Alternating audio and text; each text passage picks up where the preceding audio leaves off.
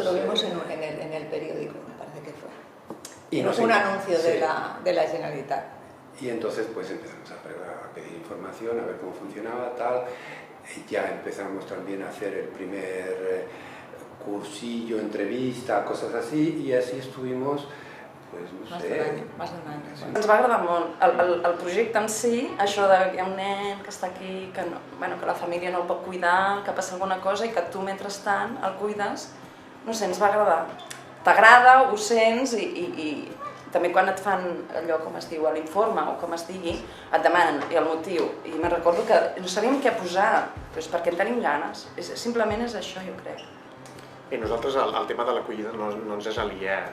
Tenim un familiar molt proper que ha viscut tot aquest procés i per tant per nosaltres era natural, no? O sigui, era una cosa que ja veiem natural, que funcionava, que no hi havia cap tipus de problema al darrere, no? A vegades hi ha aquelles pors, no?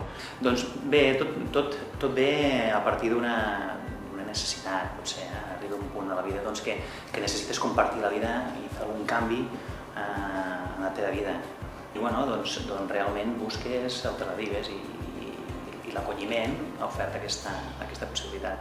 Me di cuenta cuando iba al colegio y cuando los chicos me preguntaban ¿por qué tu padre es de diferente color que el tuyo? Ahí me di cuenta de que estaba confiado.